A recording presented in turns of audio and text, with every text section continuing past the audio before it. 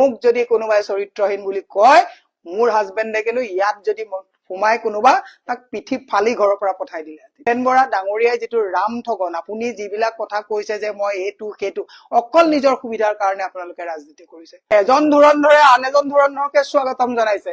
এই গোটেই দীৰ্ঘ পৰিকল্পনাত কংগ্ৰেছক নিঃশেষ কৰিবৰ কাৰণে ইনভেষ্টমেন্টৰ যিটো আজি ৰিটাৰ্ণটো তেওঁ লৈ ঘৰলৈ অত্যুৎসাহেৰে গুচি গৈছে। ভূপেন বৰা ডাঙৰীয়া, আপোনাক সন্মান সহকাৰে কালি আমি সকলো গৈছিলো। মই এইটো দলৰ কাকো সোধা নাই, মই নিজাববীয়াকে কৈছো। মই যেতিয়া লোকসভা নিৰ্বাচন খেলিছিলো তেতিয়াৰ পৰা আপোনাক অতি ওচৰৰ পৰা চাইছিলো, তেতিয়াৰ পৰাই দেখিছিলো যে আপোনাৰ ওপৰত হিমন্ত বিশ্ব শৰ্মাৰ বহুত ইনভেষ্টমেন্ট আছে। নাটক বহুত হল। আমি সিদিনাখন গৌৰৱ গগৈ ডাঙৰীয়াৰ লগত যেতিয়া যাত্ৰা কৰিছিলো 13টা চিট গাড়ীত আছে বুলি কোৱা মানুহজন আপুনি, আৰু তাৰ ভিতৰত যে তাণ্ডৱ নৃত্য কৰি আপুনি যে কাজিয়া কৰিছিলে আখৰে আখৰে কোৱা মানুহজনো আপুনি। গতিকে মই আজি বিনা দ্বিধাই এটা কথা কৈছো যে মোৰ কোনো আক্ষেপ নাই। ভূপেন বৰা ডাঙৰীয়াক সৌজন্যতাৰ খাতিৰত আমি মনাবলৈও গৈছিলো, কিন্তু ভূপেন বৰা ডাঙৰীয়াই যিটো ৰাম ঠগন, আপুনি যিবিলাক কথা কৈছে যে মই এইটো সেইটো, অকল নিজৰ সুবিধাৰ কাৰণে আপোনালোকে ৰাজনীতি কৰিছে। মই 17 বছৰ বিজেপি কৰিছো। 12 চনত আনুষ্ঠানিকভাৱে মই পৰ্টফলিঅ'ৰ পৰা ৰিজাইন দিছো।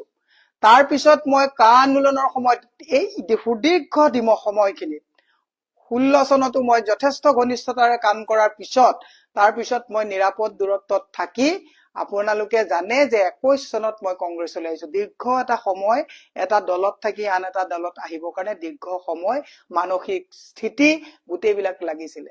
যোৱা পৰহিলৈকে যাত্ৰাত থাকি একে ৰাতিতে আপুনি নাটকখন কৰি আজি আপুনি দৰা আদৰা দি ডাঙৰীয়া অহা দি আপোনাৰ ঘৰত ধূপ ধূনা দি পেলাই আপোনাৰ পত্নীৰ আজি মুখত এনেকুৱা দেখিলো যে ইমান লাখ বিলাসত ভিতৰে ভিতৰে চুপে চুপে থাকাতকে আজি অন্তত খোল্লা আমি ধুনীয়াকে এটা ধুনীয়া লাইফ মানে আমি চলাব পাৰিম। তেওঁলোকৰ ফূৰ্তিত এনেকুৱা হৈছে যেন ঘৰলৈ জোঁৱাইহে আহিছে। এইবিলাক কথাত আপুনি যদি কংগ্ৰেছ ডুবাম বুলি ভাবিছে, কংগ্ৰেছটোৰ যদি কথা আপোনালোকে কৈ পেলাই যদি ভাবিছে মূৰ পুলুকা মাৰিব পাৰিব, আপোনাক আমি নিৰীক্ষণ 1 বছৰৰ পৰা মই লোকসভা নিৰ্বাচনৰ সময়ৰ পৰা চাই আছিলো। হাই পেকেজত আপোনালোকে কাম কৰি আছে, কৰক আপুনি কি কবলগীয়া আছে কৰক।